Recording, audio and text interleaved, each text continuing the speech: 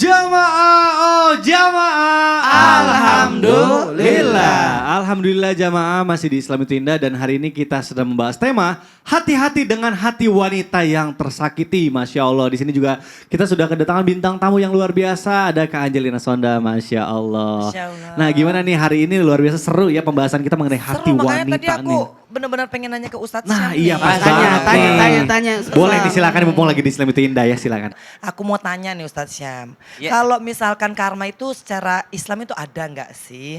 Oh baik, bismillahirrahmanirrahim. Tabi guruku Habib Utsman, Ustaz Maulana, Mas Mikdad, Mbak Enji yang dimuliakan Allah Subhanahu wa taala serta para jamaah yang dimuliakan Allah Subhanahu wa taala. Ini pertanyaan yang banyak sekali ditanyakan baik oleh para senior kita ataupun anak-anak milenial tentang karma nih. Ya karena kita kan pengen ngebalas tapi kita punya Tuhan gitu. Pengen ngebalas keburukan tapi kita takut sama Tuhan. Lalu gimana dong? Keenakan dong orang yang jahat gitu. Biasanya cuma menzalimi nggak dibalas-balas sama Tuhan gimana? Apakah dalam Islam karma itu ada? Sesungguhnya kalau dalam Islam bahasanya bukan karma. Tapi ya mungkin bisa kita katakan kama tadi nutudan. Sebagaimana engkau memperlakukan, begitu pula engkau akan diperlakukan. Jadi kalau bahasa Islamnya bukan karma, tapi kama tadi nutudan. Sebagaimana engkau memperlakukan, begitu pula engkau akan diperlakukan. Dalam satu kitab, ada kitab tentang Allamatnil Hayah. Judulnya adalah Kehidupan Telah Mengajariku. Jadi luar biasa kisah-kisah yang disebutkan di dalamnya. Ada satu ungkapan di awal langsung mengatakan kehidupan yang mengajari kita itu adalah kama tadi nutudan. Hukum karma tadi itu, bagaimana engkau memperlakukan begitu pula engkau akan diperlakukan. Ada seorang ayah yang tinggal bersama dengan anaknya, semakin hari semakin tua, lalu anaknya mengatakan, ayah mohon maaf sebelumnya karena ini kisah zaman jahiliyah. Dia katakan, ayah silahkan keluar daripada rumah ini karena ayah sudah tidak berguna lagi. Kalau ayah tidak mau keluar rumah ini, saya akan sembelih ayah. Silahkan milih keluar rumah ini atau mau mati di tempat ini. Kata ayahnya, saya lebih memilih disembelih olehmu, wahai anakku. Kata anaknya, kalau begitu saya ambil pedang dulu. Kata ayahnya, saya punya permintaan terakhir. Sebelum engkau sembelih saya, tolong sembelih saya di ujung padang pasir sana, kata ayahnya. Lalu kata anaknya, apa bedanya ayah? Saya sembelih engkau di sini dengan saya sembelih engkau di ujung padang pasir sana. Apa jawaban ayahnya? Karena di sanalah dulu saya sembelih ayahku juga. Subhanallah. Bagaimana engkau memperlakukan, begitu pula engkau akan diperlakukan selanjutnya. Bahkan dalam Al-Quran disebutkan ba'da naqul a'udzubillahi minasyaitonirrajim wa jazaa'u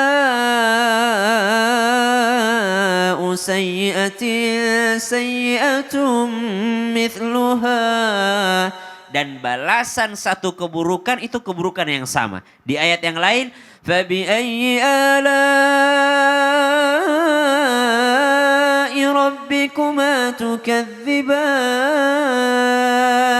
hal jazaa'ul ihsani illal ihsan.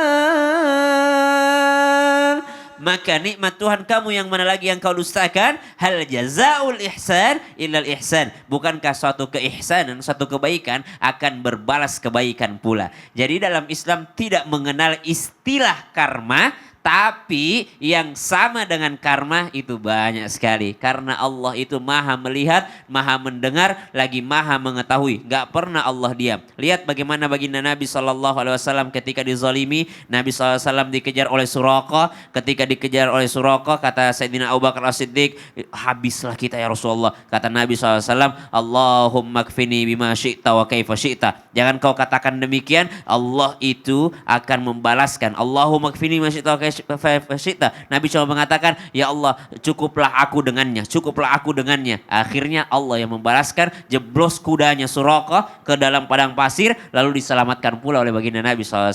Artinya ada doa itu tadi, Allahumma kfini bima syi'ta wa kaifa syi'ta. Kalau kita sudah tidak tahan lagi dizalimi sama orang, biar Allah yang membalasnya. Allahu ta'ala alam. Masya Allah, karena hukum yang terbaik itu adalah hukumnya Allah yang paling adil. Betul, paling adil udah. Masya Allah. Terima kasih Ustaz Syam penjelasannya. Ya kita lanjutkan, selanjutnya saya mau ke Ustaz Maulana. Iya. Ustaz, setiap wanita itu pasti pengen dicintai, gak mau disakiti, apalagi dilukain. Tapi gimana nih kalau misalnya ada air mata dari seorang wanita yang sudah terlanjur harus Iya. menetes karena sakit hati.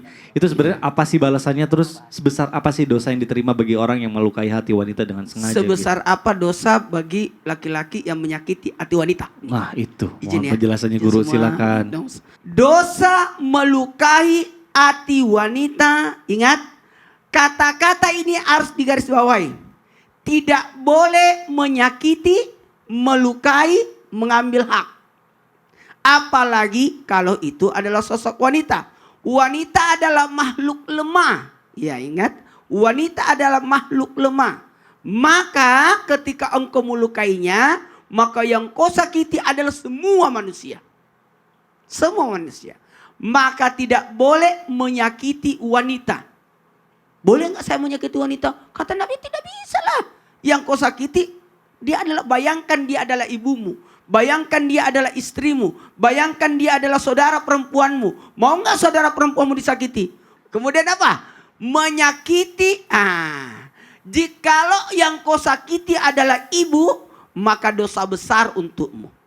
Dosa besar. Al jannatu tahta aqda ummatihi. Surga itu berada di bawah telapak kaki ibu. Waduh, betapa mulianya wanita. Ingat, betapa mulianya wanita. Karena wanita yang namanya ibu, kenapa? Lebih mulia daripada surga yang kau cari. Kiano, dengarin Kiano. Surga itu penentunya adalah sosok wanita. Mantap itu loh. Kok bisa Ustaz? Iya. Dari keridhaannya, dari kemuliaannya, dari kedudukannya sosok wanita. Maka bisa jadi ada sosok laki-laki yang terseret tidak bisa masuk surga karena tuntutan sosok wanita. Maka penentu, bahkan ibu itu adalah madrasatul ula, pendidik yang terbaik. Makanya kalau kita pergi di TK, di SD, paling banyak itu ibu-ibu. Betul, bener banget. Jarang kita dapat guru laki-laki. Iya betul. Yang ada jadi guru olahraga. Tapi Ustadz Maulana dulu pernah kan? Iya dong. Masya Allah. Baik jamaah, terima kasih Ustadz Maulana penjelasannya. Iya. Masya Allah. Jadi kita harus memberikan kebahagiaan dulu nih sama istri kita supaya istri kita bisa menularkan kepada anaknya. Gimana cara mendidik anak kalau kita Iya. nggak diberikan kebahagiaan dari ilmu. Mantap, Oleh suaminya. merusak. Betul. Baik. Habib Usman, Afwan izin bertanya Habib. Habib, wajar nggak sih kalau misalnya para wanita ini pada akhirnya misalnya yang pernah disakiti itu jadi sulit untuk membuka hati, susah dengan ucapan laki-laki itu jadi susah percaya karena udah pernah dibohongin gitu. Nah, itu gimana tuh cara menanggulanginya supaya bisa percaya lagi? Tapi wajar ya kalau wanita jadi susah percaya gara-gara laki-lakinya sering bohong gitu. Nah, ini mohon penjelasannya Habib Usman, silakan. Ya, Kang Mikdad, Ibu Ya. Angelina, Ustadz Maulana, Ustadz Syam. Bismillahirrahmanirrahim.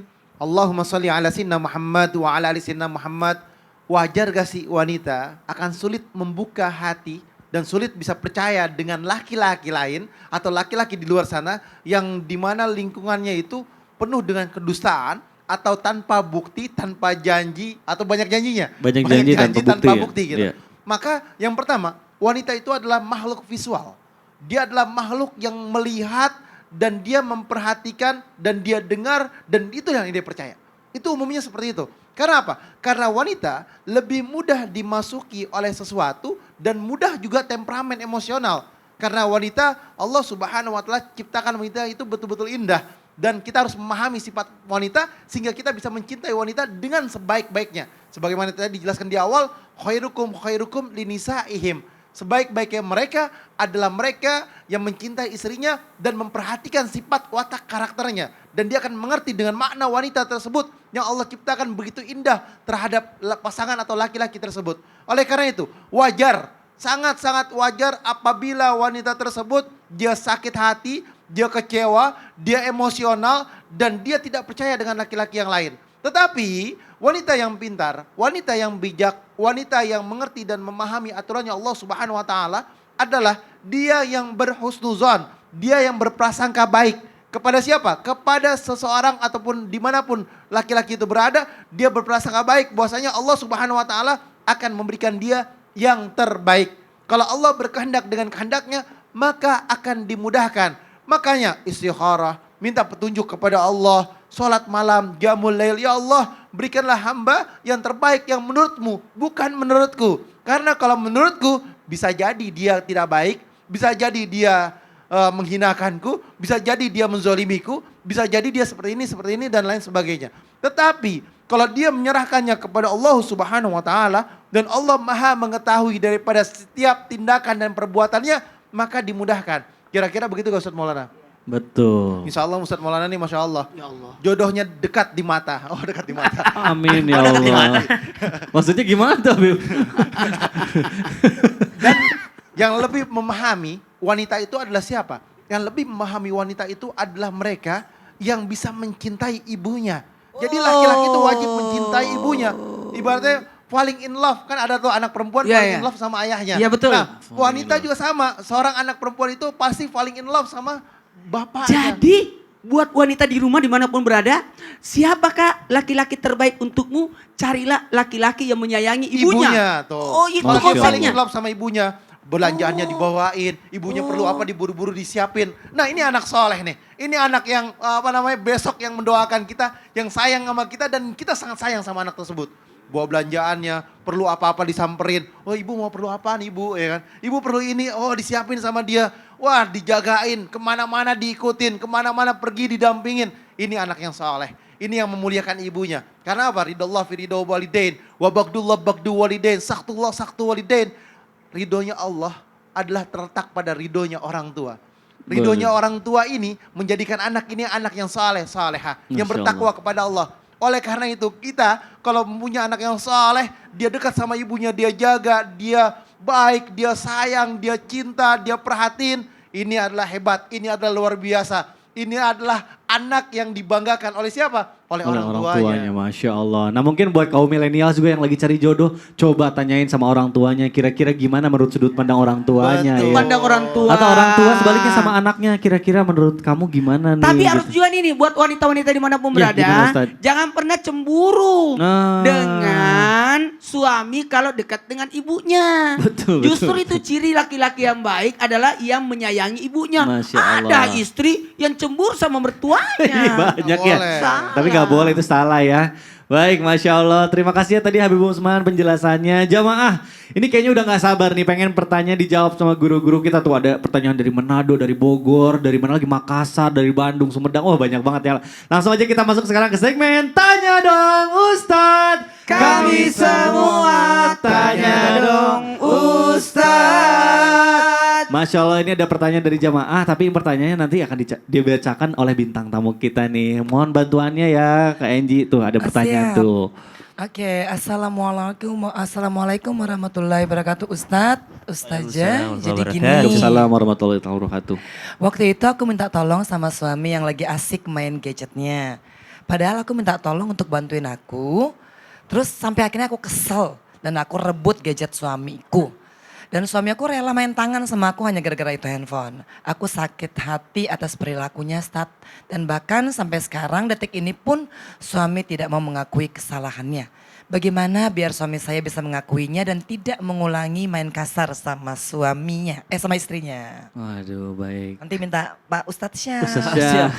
Baik, bismillahirrahmanirrahim. Tabi guru kami semua, Ustaz. Ustaz Maulana, Mas Mikdad, Mbak Enji yang dimuliakan Allah Subhanahu wa taala serta para jamaah yang dimuliakan Allah Subhanahu wa taala. Seorang istri yang solehah tahu memposisikan dirinya, tahu cara bagaimana menenangkan suaminya, tahu cara bagaimana mendapatkan kepercayaan daripada suaminya. Maka subhanallah, Adam diciptakan untuk menjadi khalifah, lakin Hawa diciptakan lis sakinah, untuk memberikan ketenangan bagi sang Adam, kenyamanan, ketenangan. Makanya disebutkan dalam Al-Qur'an, wa min ayatihi an khalaqa lakum min anfusikum azwaja litaskunu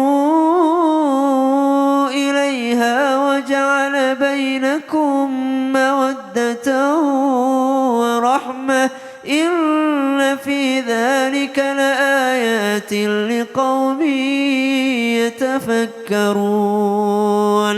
maka berikan kenyamanan, ketenangan, rumah pulang untuk suami. Jadi maksudnya rumah pulang, sampai di rumah ya pengennya istirahat, pengennya main game mungkin, pengennya pegang handphone mungkin. Jangan serta-merta sang istri langsung merebut HP-nya. Kamu tuh ya baru pulang juga udah HP aja terus, bantuin dong gendong anak, subhanallah. Padahal di luar rumah suaminya sudah diomelin sama atasannya. Sasam nggak colongan kan? Nggak colongan sih sebenarnya, tapi alhamdulillah mumpung ada panggung. Mumpung ada mimbar Islam itu indah, biar nggak kelihatan curhat banget gitu ya. Padahal di luar rumah suaminya telah diomelin oleh atasannya. Di luar rumah suaminya sudah memutar otak bagaimana saya bertahan di zaman pandemi ini. Di luar rumah suaminya memutar otak bagaimana supaya anakku bisa sekolah di sekolah yang terbaik. Pulang ke rumah masih ngurusin popok. Subhanallah. Suaminya mau main game sebentar. Suaminya mau main handphone sebentar. Direbut HP-nya. Ya marahlah suaminya. Subhanallah. Maka yang pertama introspeksi diri bunda. Bukan Ustadz aja, Migdad tawa-tawa dari tadi saat. Kalau saya stick PS-nya diumpetin.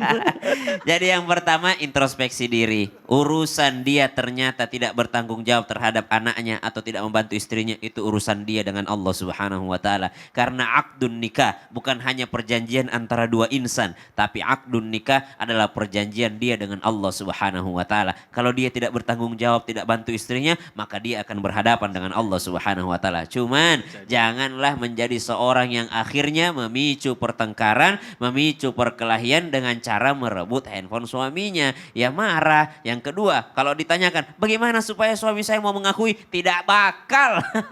Tidak bakal mau mengakui itu. Iya. Maka caranya adalah ibu yang minta maaf duluan. Maafin saya udah merebut HP-mu. Insya Allah kalau suaminya orang berakhlak, dia akan mengatakan balik, saya yang minta maaf karena dahulu saya yang tidak peduli padamu. Gitu. Jadi jangan nunggu kapan sih dia minta maaf, kapan ya dia minta maaf, kapan dia minta maaf. Tapi minta maaf duluan lah bu. Nggak ada salahnya, nggak ada ruginya, nggak ada bangkrutnya orang yang meminta maaf duluan. Allahu ta'ala alam. Masya Allah, luar biasa. Kuranglah uang dapur. Mungkin gara-gara itu juga kan? kali ya, emosian. Kuranglah uang bedak ya kan. Pulang-pulang main gadget ya pasti perempuannya gitu kan. Malu. Nah udah dikasih catatan ya kan, masih aja Betul. bilang lah kamu keborosan. Ya, Nah, siapa yang ini nggak dari sudut kesel? pandang perempuan nih kayak gini berarti curhatan. Sini naurane. Dena bertanggung jawab sama pereanya karena Aduh, perlu menena. sengarti Madora abdi. kalompa mado salopoi. Nasaba. Jamaah. Yani mega tau mega Ini indrena. gawat nih. Nasaba lakai Maaf ya, nasekei. kalau Ustadz Maulana udah ngomong pakai bahasa Makassar ini gawat nih. Pokoknya kita tahan dulu, kita akan kembali setelah yang satu ini tetap di Islam itu Indah. Jamaah. Alhamdulillah. Sabar, makanya. Si Aduh, tengah-tengahnya aduh, nak tengarti, ukuran apa? orang tengarti.